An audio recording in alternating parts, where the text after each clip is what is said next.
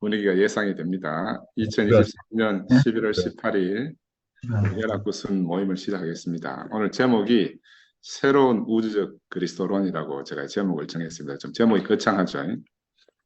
저는 집에 가서 보겠습니다. 네. 제목은 이제 본문 말씀은 창세기 1장 1절에서 3절 말씀 제가 읽어보겠습니다. 태초에 하나님이 천지를 창조하시니라. 땅이 혼돈하고 공허하며 흑암이 깊음 위에 있고 하나님의 영은 수면 위에 운행하시니라. 하나님이 이르시되 빛이 있으라 하시니 빛이 있었고, 이게 창세기 말씀이고, 고린도후서 5장 17절에 그런즉 누구든지 그리스도 안에 있으면 새로운 피조물이라. 이전 것은 지나갔으니 보라 새 것이 되었도다. 우리가 너무 익히 아는 말씀들이죠. 제가 오늘 주제가 좀 방대해서 그걸 어떻게 설명을 드려야 될지 고민을 정말 많이 했어요. 그리고 요약본 올려드렸는데도 요약본도 내용도 상당히 방대하고, 말씀했으면 최대한 한번 잘 해보겠습니다. 시간이 좀 길어질 것 같습니다. 오늘은 사람은 대체로 이제 자기 자신에게 사로잡혀 삽니다. 모든 것을 갖다가 이제 자기를 중심으로 놓고 주위를 돌아보게 되거든요. 우리가 이제 그동안 사람들이 우주에 대해서도 많은 것을 알고 왔습니다만은, 옛날에는 한때 이제 우리의 관점에서 지구가 평평하다, 또 지구가 우주에 움직이게 하는 중심점이다, 이렇게 생각한 때도 있었지 않습니까? 그죠? 그리고 또 다른 한편으로는 우주는 고정되어 있고 변하지 않는다. 그리고 또 지금 우리는 사람이라서 아주 고등한 동물이라 생각하지만 다른 일반 동물들과 우리가 너무너무 다른 종이다. 친족 관계 별로 없다. 이렇게 생각을 했는데, 이런 것들이 사실은 다 이제 잘못된 생각이라는 게 드러났습니다. 왜냐하면 이제 지구는 태양을 중심으로 돌고 있고, 지구는 우주가 고정되어 있는 게 아니고 지금 계속 팽창하고 있고, 또 사람과 동물들 유전자가 비교해보면 거의 유사하거든요. 거의 뭐 다른 게 별로 없어요. 이런 것들이 이제 새롭게 밝혀진 사실들이고, 저는 코페르니쿠스 이 사람이 어떻게 지동설을 발견했는가? 이 사람이 하루는 어느 날 저 언덕 위에 올라가서 해지는 걸 보고 있었답니다. 해지는 광경을 보다가 태양이 지구를 도는 게 아니고 지구가 돌고 있구나. 그 해지는 것을 보고 이렇게 깨달았다는 거예요. 그래서 우리의 시선이 중요한데, 우리의 시선의 방향이 바뀌어야만 우리의 관점이 바뀌게 되고, 우리가 그래서 비로소 다른 세상을 볼 수 있게 됩니다. 우리가 같은 시선으로 다른 세상을 본다 하는 것은 불가능하거든요. 그래서 늘 뒷모습만 보다가 앞모습을 보면은 전혀 다른 것을 보게 되는 겁니다. 늘 뒤통수만 보고 있다가 앞모습을 보면 깜짝 놀라게 되는 경우도 많이 있거든요. 그래서 21세기 우주론적 세계관에서 보면 모든 생명은 깊이 연결되어 있다. 난 이 말이 너무너무 중요한데, 왜냐하면 우리는 사람만 자꾸 이제 생각하는데, 온 우주가 다 한 점에서 시작하고 우리가 다 연결되어져 있어요. 지금 뭐 양자역학이라든지 상대성 이론이라든지 이런 걸 통해서 밝혀진 사실들을 보면은 더 이상 이제 바울이 아는 삼층천의 세계하고는 전혀 무관한 세계 속에 우리가 살고 있다는 게 밝혀졌거든요. 그리고 신앙만 주장하다가 보면 지식의 세계하고 불일치가 생기는 거라. 근데 결국에는 지식이 신앙을 이긴다니까요. 이건 선악과를 말하는 게 아니에요. 그래서 하나님이 창조한 우주를 우리가 우주론적 세계관에서 새롭게 그 하나님 창조한 세계를 인식하는 게 우리한테 필요하지 않겠나. 저는 그래서 이게 하나님 의식이라는 게 온 우주가 하나라는 하나님 의식, 이 우주적 의식 속에서 우리가 어떤 생명체들이 출현했다. 그 중에서 특별히 우리처럼 자아의식을 가진 인간이 나타났다. 이 자아의식이라는 게 뭐냐 하면은 자기를 보호하려는 본능이 있는 종족이에요. 자기 보호 본능이 있는 게 자아의식이거든요. 이걸 성경적 계시 안에서 보면 선악과를 먹은 인간이 나타났다, 이렇게 되는 거라. 선악과를 먹은 인간은 자기를 보호하기 위한 인간이잖아요. 그죠? 근데 이게 정상적으로 나타난 인간이 자아의식을 가질 수밖에 없거든요.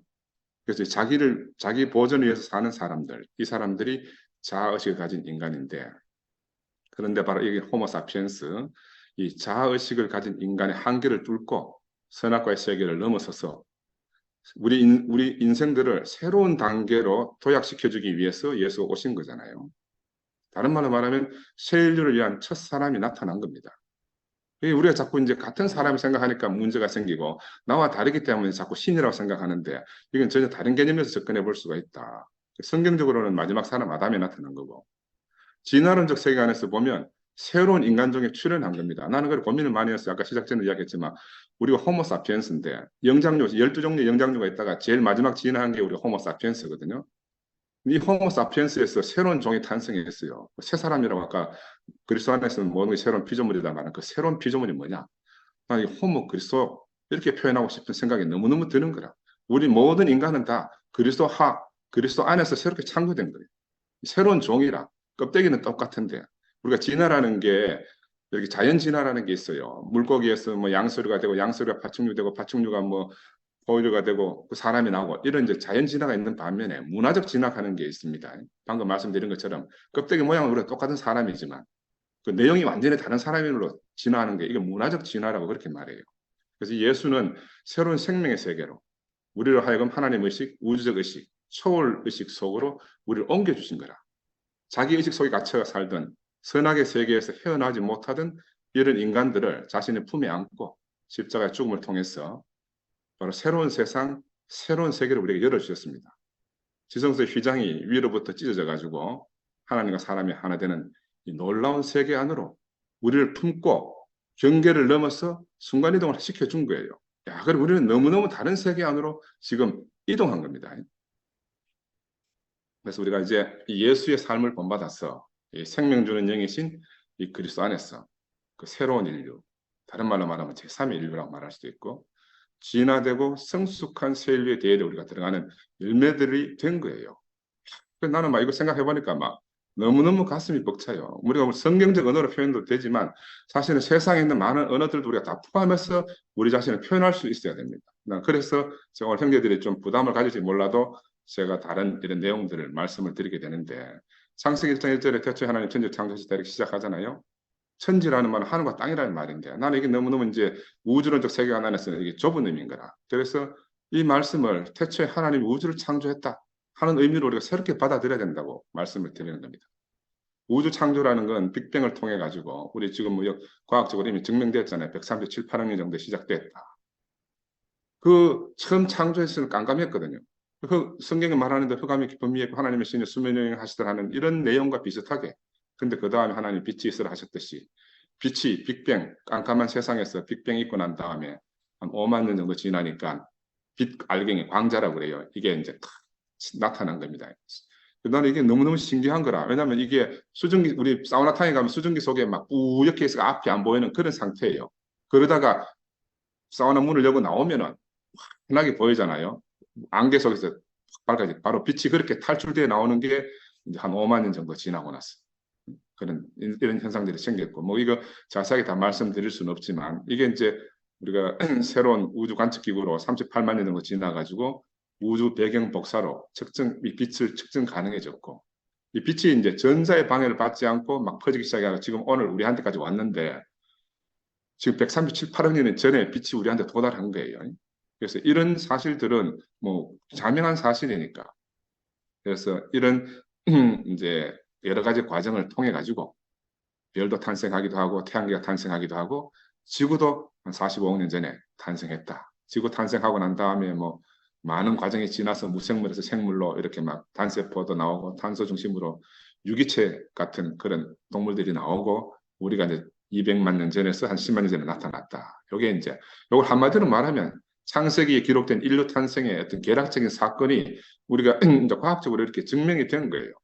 이런 우주론적 세계관에서 보면은 성경은 분명히 우리를 계시로 하나님이 우리의 어떤 목적을 위해서 인생을 창조되었다 이렇게 기록되어 있지만 이런 이제 과학적 세계관에서 보면 그렇지 않을 수도 있다는 것을 우리가 이제 한번 생각해 봐야 됩니다. 그래서 근데 이제 문제는 뭐냐면 이런 사실, 과학적 사실을 부인한다고 해서 이게 없어지는 게 아니거든요. 빅뱅으로 인해 가지고 우주 탄생부터 호모사피엔스, 인간의 출현까지 이걸 다 포함할 수 있는 나는 새로운 세계관으로서의 그리스도론이 지금 필요하고 그게 있잖아요. 우리가 아니면은 누가 이런 그리스도를 새로운 그리스도를 살아내겠냐 하는 게 저는 너무너무 하여튼 새로운 가슴이 뛰는 그런 일로 보이더라고요. 역사에서 보면요. 지식이 절대로 신앙을 이길 수 없다는 건 우리가 너무너무 자명하잖아요. 왜냐하면 지식은 끊임없이 발전하는데 신앙도 발전해야 되는 거라. 발전하는 지식을 포함하고 품이 안고 갈 수 있는 그런 새로운 신앙관이 나는 필요하다고 생각이 들고 200만 년에서 400만 년 전 영장류가 나타났는데 영장 12종류의 영장류가 나타났는데 머리가 커지고 커지고 커져가지고 최종적으로 승리한 게 호모사피엔스예요. 이 한 5만 년에 20만 년 전에 나타났는데 이 호모사피엔스가 출현했다 하는 것은 무슨 말이고 하면 그 전에 인간하고 호모사피엔스 차이점이 뭐냐? 그 전에 인간은 1차 의식밖에 없어요. 1차 의식. 우리는 고차 의식을 가진 동물이거든요. 1차 의식과 고차 의식이 어떤 차이가 나는가 하면 고양이들이나 뭐 우리 개 같은 거 보면요. 1차 의식밖에 없어요. 그러니까 자기 눈에 딱 보이는 순간밖에 인지를 못해. 그 순간 끝나면 다 잊어버려요. 그러니까 사람은 고차의식이 있기 때문에 언어가 있어가지고 과거, 현재, 미래를 언어적으로 동영상을 만들어가지고 기록해내는 거라. 이게 이제 고차의식이라. 나머지 이제 1차 의식은 스냅 사진으로 탁 찍고 끝나버리면 돌아서면 다 잊어버려요. 근데 이제 문제는 뭐냐 하면은 이런 고차의식을 가진 인간이 자아의식이 생기잖아요. 과거를 알고 현재를 보고 미래를 생각하다 보니까 내가 누구지 하는 이런 생각이 드는 거라. 고차의식을 가진 이 인간은요. 분명히 너무너무 새로운 존재인데 이제는 자기가 옛날로 돌아갈 수 없는 그런 존재가 됐어요. 왜냐하면 진화는 한 방향으로밖에 안 일어나니까. 그럼 자아의식이 생겼다는 말은 이 거대한 자연하고 자기가 분리됐다는 거예요. 엄청난 크기의 이 세계에 압도당하는 두려움이 생기니까 우리 아이들 키워보면 우리 지구 손자들 키워보니까 이 엄청난 세계에 자기가 얼마나 불안하겠어요. 그러니까 부모가 필요하고 보호자가 필요하고 다 필요하잖아. 그죠? 그래서 이제 자기 자신에게 생각해 보기도 하고 우리의 사람의 목적, 의미, 운명 이런 질문들도 할 수가 있다고 생각이 들고 그래서 자기들은 누구, 바깥에 있는 세계와 관계는 어떻게 되는가 이런 거 고민하지 않겠습니까? 자아의식을 가진 인간은 진화하면 할수록 두렵고 힘든 그런 고통을 함께 품고 살 수밖에 없거든요. 너무너무 이 불안이 크기 때문에 너무 인간들이 이것을 감당하기 어렵고 자기 자신들의 능력을 초월하는, 넘어서는 것으로 느껴졌어요. 그래서 세월이 흐르면서 뭐 정령 숭배 사상도 생기기도 하고 신들을 찾아서 신들을 숭배하는 사상 이런 것들이 생기는데 저는 이런 장면 두렵고 떨리고 힘들어하는 이런 모습 안에서 창세기에 보면 남자는 땀 흘리는 수고를 해야 되고 여자는 해산하는 고통을 가지고 땅은 응응키를 낼 것이라 하는 이런 상태 속으로 이제 이 진화 사람이 이제 떨어지게 된 거예요. 그래서 이 자아의식을 가진 인간은 뭘 하는가 하면은 삶의 끝에 죽음이 있구나 하는 이 생명체 운명을 나머지 생명체들은 죽음을 그냥 죽습니다. 어떤 의식을 가지고 준비하는 게 아닌데 자아의식을 가진 이 인간만 죽음을 깨닫게 된 거예요. 죽음을 피할 수 없는 운명으로 받아들여야 되고 피할 수 없는 종착지로 알게 되니까 그렇지만 또 자기는 생존하고 싶고 그 타고난 생존 욕구 때문에 이게 자의식 속으로 생존 욕구가 들어와 가지고 항상 불안하고 두려움에 갇혀 살 수밖에 없고 그러다 보니까 신이라는 걸 찾게 되지 않습니까? 그죠? 여담으로 이제 그리스의 창조신학하는 게 있습니다. 그리스에도 어떤 한 신이 강가를 건너다가 좋은 흙이 있어가지고 흙을 가지고 사람을 따라 주물러 만들었대요. 그 사람은 흙 모양만 사람이지 이 염려의 신이라는 신이 이제 만드는 거라. 제우스가 지나가다가 야 흙으로 만들면 뭐하노? 뭐 내가 숨을 불어넣어야 저기 살아서 움직이는데 제우스가 숨을 훅 불어넣어줬대요. 그래 놓고 나니까 나중에 이제 흙의 신이라는 나타나 야이 흙은 내 건데 네가 와 마음대로 주무르고 코에 생기를 불어넣노. 그 세 명의 싸움이 붙었대요. 그러니까 이걸 심판을 해주려니까 심판관이 나타나서 야 그럼 이래 하자. 살아있을 때는 염려의 신 네가 주관을 하고 죽으면 제우스 네가 신을 저 뭐고 숨을 네가 돌려가거라. 대신에 흙의 신 니는 흙을 가져가면 안 되나? 공평하잖아. 그 인간은 그때 이후로 이 그리스 신화입니다. 창조 신화. 평생토록 살면서 염려를 떠날 수가 없어요. 죽음에 대한 염려, 뭘 먹을까 염려, 염려의 신이 창조했기 때문에. 우리 앞에 계신 우리 자매님 한 분도 염려를 떠날 수가 없는 분이 한 분 계십니다. 염려가 없으면 시장에 가서 사옵니다. 옛날에 우리 어머니 계실 때는 같이 사오더라고, 둘이. 그래서 인간은 하여튼 이 동물의 왕국에서 이제 자기들이 벗어났잖아요. 엄청난 거리를 두고 동물하고는 전혀 다른 종이 되었는데 이 불안을 해결할 수가 없는 거라. 불안을. 그러니까 어떻게 해야 돼? 다시 자연으로 돌아가고 싶은데 자연 속으로 돌아갈 수가 없어요. 이게 이제 에덴 동산의 신화라고 저는 생각이 들어요. 하나님이 성경적으로는 화염금을 두어서 못 들어오게 했다 하지만 진화는 역방향으로 갈 수가 없어요. 자연에서 분리되어 나왔으면 그 방향으로 가야 됩니다. 진화의 방향은 되돌릴 수가 없다. 사라지든지 진화하든지. 그러니까 되돌아갈 수 없으니까 우리는 예수 안으로 새로운 인간으로 우리를 찾아온 예수 안으로 우리가 진화할 수밖에 없는 거라. 이 자아의식을 가진 인간은 새로운 현실 속으로 우리가 들어가야 된다. 한 방향밖에 없다. 자연과 하나 되는 에덴으로 돌아갈 수는 없어요. 왜? 굳게 막혀 있으니까. 창세기 신화에 보면 불칼로 지키고 있다고 하니까 고향으로 다시 돌아갈 수 있는 인간의 불행, 산다는 것이 무엇인지, 죽는다는 것도 무엇인지 이걸 알고 싶은데 알 방법이 없어요. 내가 죽은 다음에 이 생명을 우리가 알려고 하면 내가 죽기 전에 삶을 갖다 규정해야 되는데 죽기 전에 삶을 어떻게 고상하게 규정할 수 있겠습니까? 그죠? 그래서 죽음 이후의 삶이나 죽음 이전의 삶이나 이런 것들이 이제 자아실을 가진 인간에게 엄청난 숙제로 다가온 겁니다. 근데 문제는 자기의식, 자아의식이 있는 인간들은 죽음의 문제를 씨름을 하는데 나머지 인간 말고 나머지 동물들은 그런 게 전혀 씨름 안 해요. 왜냐하면 이 사람 이런 동물들은 죽음에 대한 충격을 완충한 완충장치가 있다 이렇게 볼 수 있는 거라.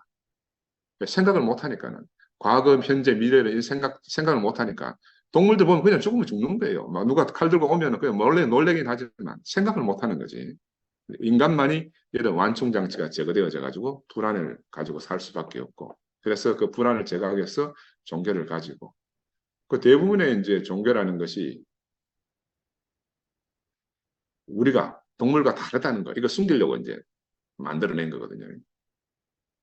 종교의 의미를 가만히 들고 인간이 특별한 존재로 다 묘사합니다. 왜냐하면 동물들과 너무 차별화돼야 되니까. 그래야 인간의 고유한 가치를 우리가 주장할 수 있으니까. 그래서 신화도 만들고 이렇게 하는 거예요. 그런데 이제 종교가 신의 계시의 영역에서 종교가 나왔다. 우리가 이렇게 말하잖아요. 기독교도 또 마찬가지지만은. 사실은 종교는 아까 쭉 말씀드린 대로 인간의 불안을 해결하기 위해서 인간의 필요에 따라서 봉사하도록 인간이 창조했다. 이렇게도 볼 수가 있어요.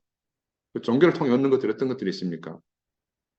내가 만든 것이 아니니까 외부의 신적인 힘이지 우리들 자신의 힘이 아니다 하는 것처럼 뭔가를 말하도록 종교는 그렇게 발전해 온 거라. 우리 기독교뿐만 아니라 다른 모든 종교들이다.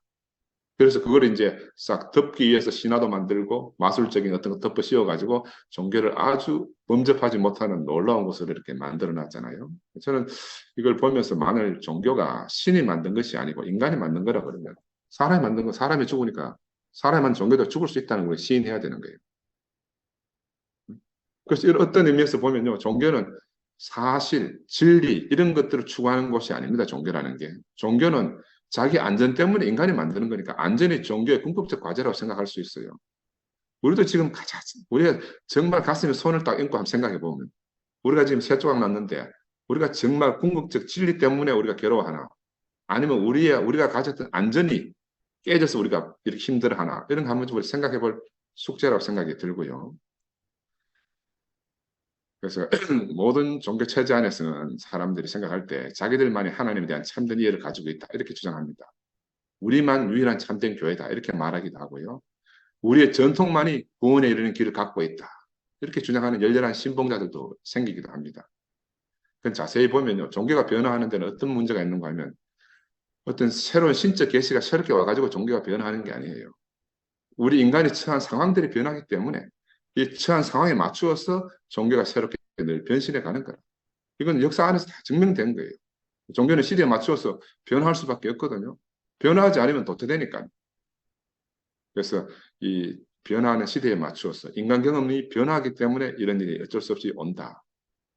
그래서 종교 지난번 토요일에 제가 말씀드렸지만 이 종교의 근본의 처음 시작이 영입니다. 영. 첫 번째 열쇠는 영인데 이 영이 정령 사상이라든지 어떤 영적인 우리가 뭐 어떤 특별한 계시를 받을 때 영감 받는다 이러잖아요. 뭐 화가나 음악가나 뭐 이런 사람들이 뭐 새로 사람 속에 없는 어떤 걸 받을 때 영감이라고 표현해요. 영이라는 개념은 그래서 우리한테 도출이 돼서 사람들이 쓰고 있는 말이기도 하고 이거는 의식 세계 속에 살다가 자기의식 세계 속으로 동물적인 의식 속에 살다가 사람 의식 세계로 경계선을 넘어온 인간들에게는 자기 불안을 해결하는데 영적인 의미보다 더 중요한 게 없어요. 그 모든 것을 설명해주고 의탁하고 위로받고 불안을 달랠 수 있는 이런 개념들이 영이라는 개념이고 너무너무 안성맞춤으로 인간의 어떤 필요를 갖다가 잘 충족시켜 왔다 이렇게 볼 수가 있습니다. 그런데 이제 21세기 과학이 너무 발전해 버렸어요. 그래서 종교가 해줄 게 없어졌거든요. 종교가 해줄 게 없어졌어요. 그 종교가 수명을 다한 거라. 이미 유럽에서는 18세기 이후에 다 수명을 다 해가지고 이제 거들 났는데 아직 한국이라든지 아직 후진국에는 아직도 이제 간신히 버티고 있잖아요. 우리가 이런 종교적 전제들에 대해서 어떤 이제 새로운 사고를 탁 내놓으면요. 도전을 하면 야, 신앙을 가진 사람들이 역사 안에서 보면요. 항상 그런 새로운 통찰을 무조건 거부하는 거라. 무조건 절대적으로 거부해요. 저는 생각하건대 우리가 정신이, 우리 머리가 이해 거부하는 것은 가슴이 받아들일 수가 없습니다. 사람이. 분리가 안 돼요. 머리로 예배가 가능해야 심장, 가슴으로도 예배 가능. 가슴으로 예배 가능하면 머리로도 예배 가능해야 된다. 둘이 일치돼야 됩니다. 신앙과 이성이 하나로 가야 되지 분리되면 절대로 불가능하다. 이건 왜냐하면 시간 문제뿐이다. 이거는 우리가 거부한다 해서 끝나는 게 아니거든요. 과거에 보면 그런 것들이 역사에서 다 증명이 됐어요. 19세기 니체가 신은 죽었다 이렇게 말했잖아요. 이건 어떤 신이 죽었다고 하는 거면 우리가 과거에 하나님을 생각하던 그 방식이 죽었다는 거야. 실제 하나님이 죽었다는 말이 아니고 하나님이 없다는 말이 아님에도 불구하고 사람들은 어떻게 듣는 거 자기 듣고 싶을 때 듣는 거라. 신이 죽었다 하네. 하나님 없다 하네. 그 뒷말은 들을 생각을 안 해요. 지금 사람들 머릿속에 니체가 신은 죽었다 하는 말은 그렇게 이해하는 거예요. 신이 없다 이런 말이 아님에도 불구하고 더 깊은 성찰이 필요한데도 그냥 피상적으로 듣고 지나가는 거예요. 갈릴레오가 지동설 주장하고 나가지고 지구가 분명히 태양 주위를 도는데도 불구하고 가톨릭이 인정하는데 400년 동안 세월이 걸렸어요. 지식의 발전을 갖다가 신앙이 이길 수가 없잖아요. 결국 지식이 이긴 거라.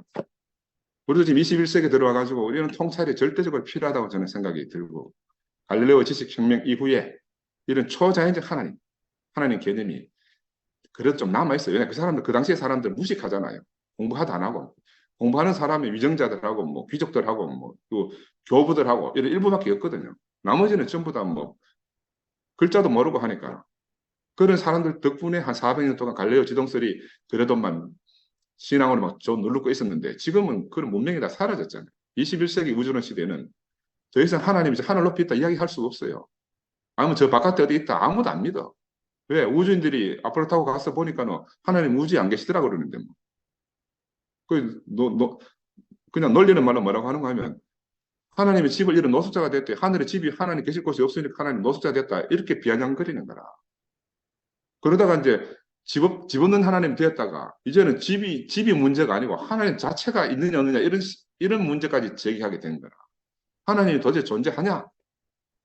하나님 존재 자체의 실체를 묻게 되는 심각한 지경에 우리가 도달했다는 거예요. 왜냐하면 지금 이스라엘과 하마스 전쟁을 보더라도 야 그러면 너가 믿는 하나님 정말 있냐?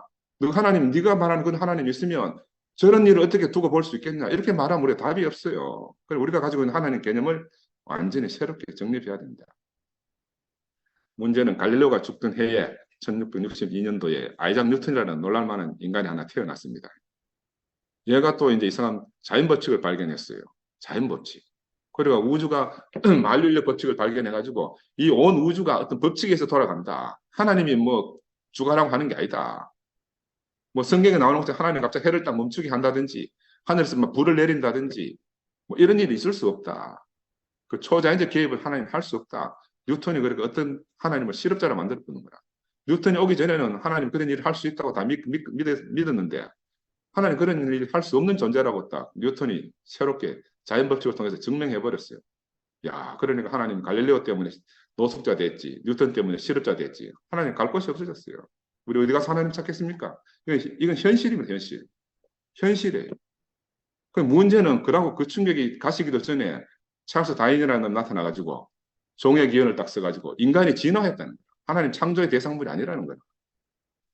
그래가 또 진화하는 창조로 내가 막 난리 덕거통 아닙니까? 원숭이보다 조금 나은 존재라는 거라 인간은. 성경에는 천사보다 조금 못한 존재라고 말하는데 다인은 아니다. 우리 원숭이보다 조금 더 나은 존재다 이렇게 말하는 거예요. 근데 부정할 수가 없는 사실이거든요. 그래서 지질학, 생물학, 물리학 이런 과학이 막 발전하고 우리의 인식론을 송두리째 바뀌어버리잖아요. 기술의 발달 이런 것들이. 그럼 우리가 이 신앙을 가진 우리가 이런 바깥의 세계, 바깥 세계가 엄청나게 변화하는데 그냥 막 말도 붙들고 막 계속 살아야 되는 겁니다. 그래서 우리가 우리의 시선, 제가 말씀드린 우리의 시선을 바꿔야 된다. 우리의 관점을 바꿔야 된다. 그래 우리 새로운 세계관으로 살 수가 있다. 제가 이제 그런 말씀을 드리려고 하다 보니까 야, 그래 원숭이보다 조금 나을 것이 없다는 사실 그 당시에 기독교인들에게 엄청난 충격이기도 하지만 우리 대국의 어떤 분에게도 충격이잖아요. 그래 늘 하시는 말씀이 야, 네 조상이 원숭이면 좋겠냐? 달성공원에 가서 가면 네가 원숭이 보고 조상이라 해봐라. 이렇게 조롱하시잖아요. 야, 근데 그 조롱한다고 해서 있는 사실이 없어지는 게 아니거든. 그래서 이 서구에서 종교가 쇠퇴해가는 그 죽음 이후의 생명에 대한 확신이 쇠퇴해가 버렸잖아요. 이제 아무도 죽음 이후의 생명 뭐 이런 거 사람들이 안 믿거든요. 있는 것도 안 믿고. 왜 그렇게 됐나? 우리 발전된 세계관 속에서 하나님이 계실 자리가 없어진 것이고, 둘째는 우주의 작동 원리가 하나님의 초자연적 능력에 대한 기대를 사라지게 만들었어요. 또 우리 인간의 기원이 하나님이 창조해서 쭈물딱쭈물딱해서 만들어가지고 숨을 코에 불어넣었다 이런 게 아니고 자연의 진화론 하에서 우리가 진화되어 왔다. 이게 이제 자명하게 밝혀진 거라. 그럼 그걸 내가 부정한다 안 한다 그게 중요한 게 아니에요. 내가 말씀드린 오늘 우리가 한번 생각해 보자는 거예요. 우리가 시선을 한번 바꿔보고 관점을 한번 다르게 한번 보자는 거죠. 그럼 우리가 영원한 가치를 지니고 이 세상에 왔다 하는 이런 인식도 우리가 새롭게 생각을 바꿔봐야 되는데 그럼 우리는 어디로 가노? 유실론적 하나님 저 밖에 계셔가지고 항상 내가 부를 때 와서 도와주고 하는 이런 하나님이 사라지니까 초자연적 하나님도 사라졌어. 너 이제 뭐 수능 잘 책에다가 기도할 대상도 사라졌어. 어? 그럼 하나님 갑자기 사라지는 상실감을 감당할 수가 없잖아요. 유럽에서는 그래서 뭐 일찍부터 막 종교 없는 세상에서 종교 없는 사람들로 살아가잖아요. 더 이상 종교가 없어졌어. 그런 종교가 없었다는 거야. 그런 유실론적 하나님을 믿는 그런 종교가 사라졌다는 거예요. 그 사람들이 종교가 사라지는 게 어디에 관심을 갖습니까? 지금 현실적인 삶밖에 관심 가질 게 없거든요. 그러니까 현실적인 삶에서 뭐가 중요합니까? 공정성이 중요한 거예요. 공정성. 그래서 사회운동이 엄청나게 일어나게 된 거예요. 사회운동들이. 19세기, 20세기 들어오면서 인간의 공정성 문제가 되더라고요. 하나님 사라지고 나니까 이제 관심 가질 그거밖에 없었거든. 우리 이 세상에 사는 삶이 유일한 삶이기 때문에 야, 니도 나도 공정하게 공평하게 대우를 받고 살아야 안 되겠나? 그래서 조금만 불공정하면 난리잖아요. 난리. 남녀 평등 뭐 하여튼 막 별 소리가 다 나오는 이유가 하나님이 사라져서 그렇습니다. 그래서 달리 말하면 한마디로 말하면 사람들은 신을 통한 의미와 목적을 찾다가 그 일에서 지금 파산 선고 받은 거예요. 우리가 다 파산 선고 받은 사람들이에요. 그러면 어떻게 해야 되나? 그러나 우리는 이 죽음을 맞이한 종교를 떠나서 하나님을 새롭게 찾아야 된다. 제가 말씀드리는 거는 인공호흡기에 의존해서 겨우 숨쉬고 있는 그런 종교가 아니고 종교 밖으로 또 그렇다 탈출하자는 게 아니고 종교를 통해서 종교를 넘어서서 과거에 여기까지 우리가 알던 그 종교가 전혀 알지 못하던 새로운 곳으로 우리가 새로운 발걸음을 내디디고 나가야 된다. 그러니까 위에 계신 신으로부터 우리 안에 내주하시는 신에게 우리 마음속 가장 깊은 곳에 계신 그 신에게로 방향을 전환하는 것입니다. 이 코페르니쿠스적 전환보다 더 놀라운 전환이라고 저는 생각이 듭니다. 이게 바로 우리에게 열려있는 유일한 대안이라고 할 수 있습니다. 질문을 해봐야 돼요. 나는 누구이고 하나님 무엇인가? 이 지구 위에 있는 모든 생명체를 지배하는 법칙이 전 우주의 생명체를 지배하고 있거든요. 우주의 별들을 구성하는 그 물질들이 우리 몸을 구성하고 있고 우리 뇌를 구성하고 있고요. 결국 다 같은 거라. 한 점에서 나온 한 물질이거든요. 그래서 우주 속에 있는 모든 물질이 먼 별부터 나와가지고 우리들의 몸과 마음과 내용물이 이기까지 다 구성하고 있거든요. 이게 무슨 말이냐면 우주와 우리가 다 연결되어져 있다는 거예요. 이건 과학이 생명과학, 우주과학이 다 증명해 놓은 겁니다. 서로 상호 의존하고 살 수밖에 없는 거라. 뭐 자연을 보호하자 이런 게 중요한 게 아니고요. 우리가 자연과 사람과 동물과 모든 게 다 하나에서 출발했고 하나로 다 연결되어져 있다. 이걸 이제 하나님 의식, 우주적 의식이라 이렇게 말씀드릴 수가 있어요. 그래서 인간의 생명은 영장류 동물뿐만이 아니고 양배추, 심지어 바닷속에 있는 플랑크톤하고도요. DNA 해보면 별 차이가 없어요. 우리가 DNA가 서로 다 섞여서 사는 거예요. 이 우리 세대의 이 생명과학이라든지 물리적 통찰이 성취한 성취입니다. 우리가 그 별 다르지 않다는 걸 알아야 됩니다. 별 다르지 않다. 그렇지만 이 통합된 하나라는 이 생명과학적 통찰이 있잖아요. 우리에게 너무너무 중요한 거라. 우리가 늘 하나하나 하잖아요. 우리가 분리를 떠나서 장벽을 넘어서 하나하나 하는데 그 왜 하나라고 말하는지 그 기본적인 의식 통찰을 가져야 되는 거예요. 우리 인간이 진화해서 자아의식의 영역으로 들어오고 난 그 순간부터 우리는 어떤 생각을 가지고 있는가? 나는 저 자연과 내가 분리되어 있다. 동물과 내가 분리되어 있다. 이런 생각을 가지는데 이거 다 환상이라. 사람이 자기라고 말하는 것 자체가요. 과학적으로 환상입니다. 환상. 근데 우리는 그 환상 속에서 자기가 자기인 줄 알고 사는 거라. 이게 선악과를 먹고 인간이 하나님 같이 되고 싶은 인간이 된 거 이거 다 환상이거든요. 환상. 성경은 그렇게 말하지만 우리 과학적 진화론 안에서도 충분히 그게 납득 가능하다. 그래서 선악과를 먹고 자아식 속에 들어온 인간이 하나님과 분리됐고 에덴에서부터 분리되어졌다 하는 이런 생각들은 사실은 환상이다. 오류다. 우리는 지금 생명과를 먹고 우주적 의식 속으로 하나님 의식 속으로 그 하나로 연합되는 그런 자리로 우리가 가야 되거든요. 바로 그런 생명과학 시대, 그런 우주과학 시대에 우리가 살고 있는 겁니다. 그런데 우리보다 2000년 전에 먼저 예수가 그런 통찰을 가지고 그런 삶을 우리보다 먼저 살고 우리에게 새로운 인간상이 어떤 인간이 참 인간이라는 걸 보여주고 가신 거죠. 이게 이제 성경 안에 있는 계시와도 일맥상통한다고 볼 수가 있어요. 그래서 우리가 네와 내가 다르다, 너와 내가 다르다 하는 분리된 감성이 있잖아요. 자의식이라는 건 너와 내가 다르다 이 말이잖아요. 이건 뭐 우리 감성이긴 하죠. 내가 너와 다르다는 게 내가 살 근거가 되지만 그러나 그거는 우주 법칙은 아니다. 우주는 다 하나다. 하나다. 너와 내가 하나다. 한 아버지 밑에서 나온 한 생명이다. 사람뿐만이 아니고 온 우주 삼라만상이다. 하나다. 연결되어 있다. 그래서 우리가 의식이라고 부르는 이것들도 우주 의식 안에서 나온 그런 지엽적인 의식이라 이렇게 말씀드릴 수가 있고요. 우리가 자아식이 생성된 이것은 인간들의 생명이 전혀 새로운 이해 속으로 들어가는 단계라고 생각합니다. 우리 자아식 속에 갇혀 살 것이 아니고 이 자아식을 가진 인간이 또 다음 단계 새로운 의식 속으로 새로운 이해 속으로 들어가기 위한 중간 단계다. 그걸 깨닫는 게 참 중요하다고 생각이 듭니다. 우리는 그래서 항상 우리보다 더 큰 것의 일부라는 걸 깨달아야 돼요. 우리가 항상 전체 일부라는 사실을 망각하면 우리 교회적으로 말하면 우리가 지체다, 지체. 지체로서 몸을 알아야 되지. 우리 한 덩어리가 몸이 될 수가 없는 거라. 근데 지체로서 몸을 깨닫는 거.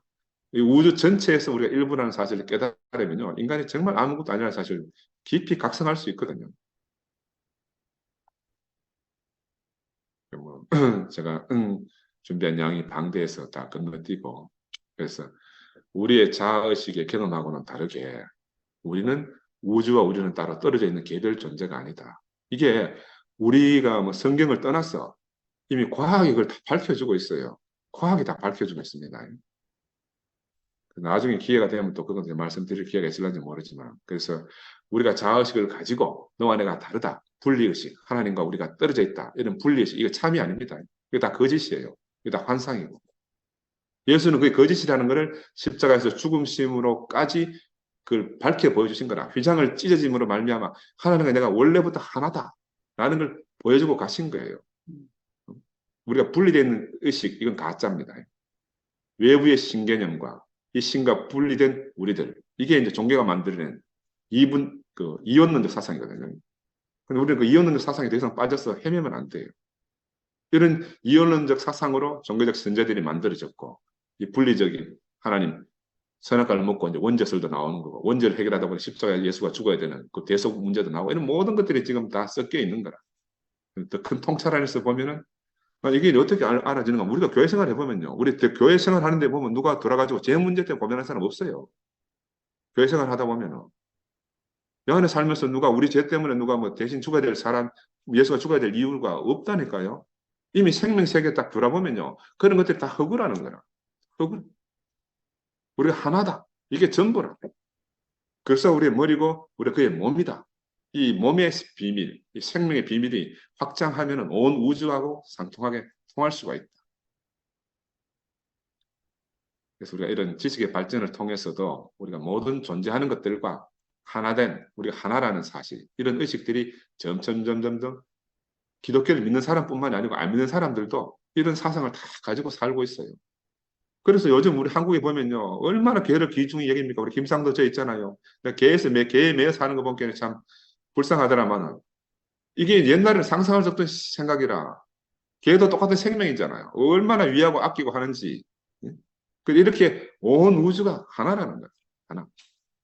그래서 사실은 우리 마음이 하나로 허락하는 것보다 우리는 더욱더 밀접하게 그렇게 연결되어져서 하나다. 어디에서? 하나님 안에서. 아멘. 우리의 이런 자의식, 우리가 마침내 우주와 근본적으로 하나님을 깨닫도록 만드는 우리의 생명 발전 단계 한 과정으로 우리가 자아의식을 가진 존재로 호모 사피엔스로 이 땅에 존재하고 있잖아요. 근데 이게 깨달으면 호모 그리스도, 예수 안으로 옮겨지게 된다. 나는 고민 많이 했습니다. 호모 사피엔스 지나면 마지막 사람은 뭐라고 말해야 되겠노? 호모 그리스도라고 말하면 안 되겠노? 뭐 그 호모 사피엔스 전에 호모 하빌리아스, 뭐 호모 이렉투스, 호모 자바하고 별 영장류가 이름 많았거든요. 근데 우리 다음 단계 인간, 호모 그리스도. 그래서 우리가 하나님 개념에 대해서 다시 한번 생각해 봐야 되는데, 우리가 가지고 있던 기존 개념을 넘어서야 돼요. 시간이나 공간의 제약을 안 받는 그런 신적 개념을 표현하고자 우리가 사용하는 단어가 하나님이잖아요. 근데 전통적인 기독교 안에서 하나님을 인격적으로 생각했잖아요. 꼭 우리하고 닮은 어떤 인격을 가진 분으로 생각했단 말입니다. 근데 그런 것들이 우리가 넘어서야 되는 거라. 우리가 하나님께 속한 것이라 생각하는 이런 하나님의 어떤 인격성, 이런 거는 사실 우리 속에 있는 게 투영된 거거든, 투사된 거거든. 하나님께 투사했다고 볼 수가 있어요. 그래서 하나님을 인격적 존재로 우리가 볼 것이 아니고, 우리가 새로운 관점에서 우리를 존재케 하는 존재 자체, 틸리는 그렇게 말했습니다. 우리를 존재케 하는 존재 자체, 궁극적 실체라고 이렇게 딱 하나님을 규정한 거예요. 그 사람 비슷한 그런 인격적 하나님을 말하는 게 아니고, 모든 존재의 근본인 그분, 존재 자체라고 이렇게 표현합니다.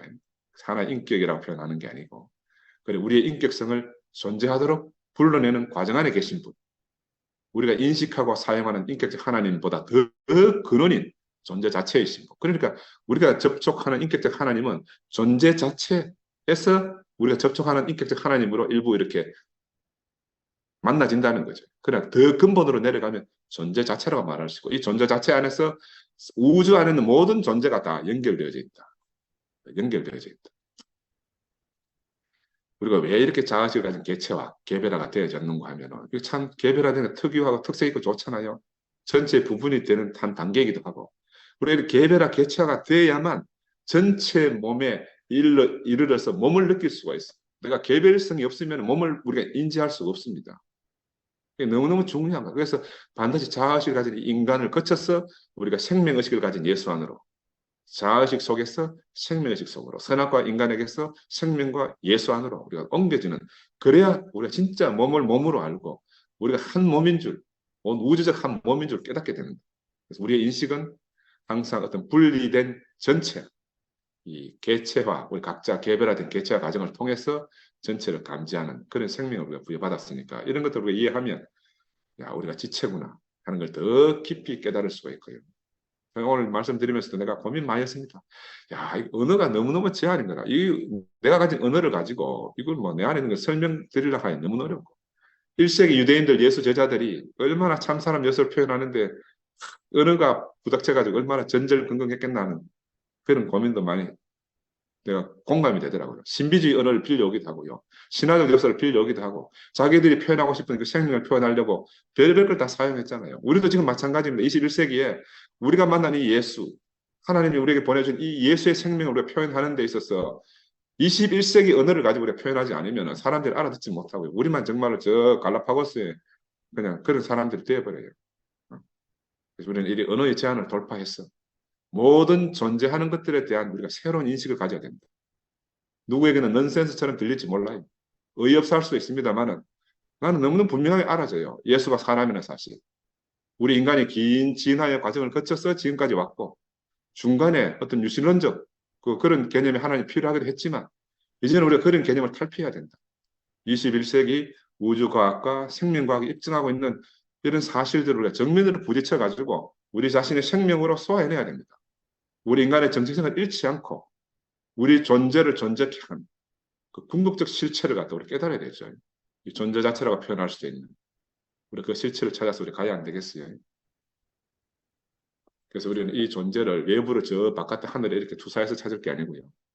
우리 인간 경험 내부의 깊이의 차원으로 더 심층적으로 더 깊이 내가 인식하지 못하는, 내가 인식하는 영역을 보다 더 깊은 차원에 있는 그 깊이의 차원으로 들어가서 그 우리 존재의 근원인 그분을 갖다가 우리가 깨달아야 됩니다. 그 깨닫도록 터치한 분이 누구냐면 예수라. 예수가 바로 그 들어가는 길이고 문이 되었습니다. 우리로 하여금 그 존재 자체에 도달할 수 있도록 우리에게 찾아오셔 가지고 우리에게 문이 되신 거라. 우리에게 길이 되신 거고. 그래서 이게 예수가 그 당시에 정말 이런 경계선 위에 있었던 것 같아요. 모든 사람들이 다 외부의 하나님을 찾고 있는데 자기는 자기 안에 하나님을 말씀하셨거든요. 이게 얼마나 어렵겠습니까? 모든 사람이 바깥에 있다고 생각하는데 자기는 자기 안에 하나님이 계신 거다. 이 경계선 위에 있는 분이었잖아요. 그죠?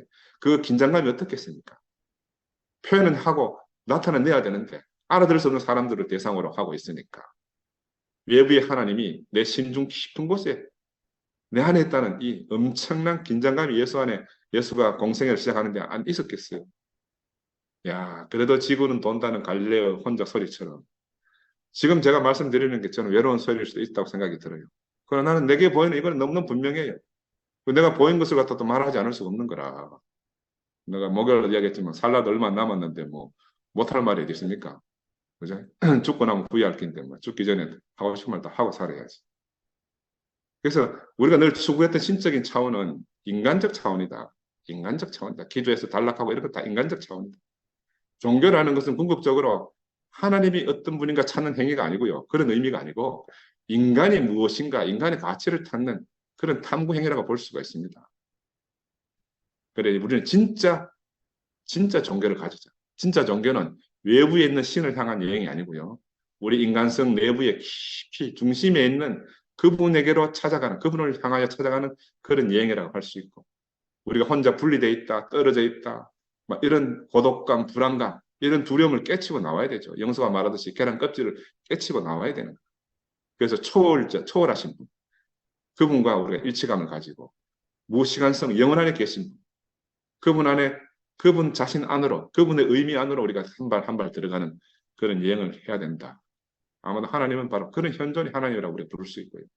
인격적 단어를 쓰면 그분이라고 말할 수 있지만 그러나 그 인격적 의미 그보다 더 깊은 곳에 계시는 존재 자체고 궁극적 차원이다. 이렇게 말씀드릴 수가 있습니다.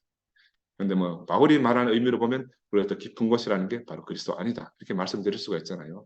그리고 피상적 언어 안에서 보담도 지금 현대 세계 속에 살면서 우리가 현대적 사람들이 쓰는 언어 안에서 우리가 더 깊은 성찰을 하는 게 필요로 하다. 그래서 보편적 의식, 하나님 의식은요. 하나님 우리 안에 계시다는 의식입니다. 우리가 실제로 그런 말을 많이 쓰잖아요. 그런데도 우리가 이걸 말로 딱 하면 사람들이 거부를 해요. 우리가 간증하고 할 때는 다 내 안에 있는 하나님 이야기해. 그 내가 논리적으로 이렇게 말하면 사람들 다 거부하는 거라. 이게 이제 우리가 넘어야 될 선입니다. 이게 내가 아까 말 예수의 경계선 위에 선 예수의 긴장감이라는 말씀드릴 수가 있어요. 하나님 늘 타자로 외부에 계신 것으로 인식되어져 왔잖아요. 근데 이런 외부에 계시다는 이런 가능성이 사라져야 그래 하나님 비로소 우리 내면 안에서 나타나신다. 아직도 바깥에 있다 하면 우리 안에서 만날 방법이 없습니다. 이 하나님은 인간이 만든 이 경계선들을 초월해가지고 우리가 분리가 아니고 하나님과 일치한 하나를 지향하면 하나님이 언제나 나타나게 되는 거라. 분리된 자아의식 세계에서 선악과의 세계에서의 갇혀있던 우리가 연합된 생명, 예수의 생명 안으로 옮겨지면 하나님은 항상 나타나신다. 아멘. 하나님 우리가 더 이상 분리된 이 고독의 두려움을 넘어서서 새로운 전체 안으로 새로운 의식 속으로 들어오느라 하고 그런 여행 안으로 우리를 부르고 계신 거거든요. 그 첫 여행자가 누구냐면 예수라. 그래서 우리는 종교 이후의 세계로 지금 여행을 시작하고 있다고 볼 수 있습니다. 우리 이제 새로운 관점을 수용해야 되고요.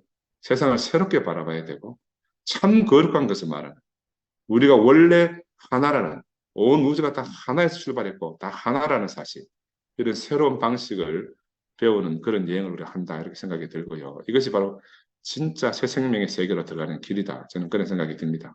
그래서 제가 프린트물에 넘겨 써놨지만 우리가 지금 모세는 약속의 땅 저 가나안을 바라보는 땅을 산 위에서 바라보고 그냥 서 있었어요. 모세는 바라보기만 했고 들어갈 수가 없었습니다. 그런데 우리는 지금 바라보기도 하고 거기를 성큼성큼 걸어서 들어가야 됩니다. 그런 세계로 부르신 주님을 찬양합니다. 아멘. 제가 하겠습니다. 아멘. 정말 형님,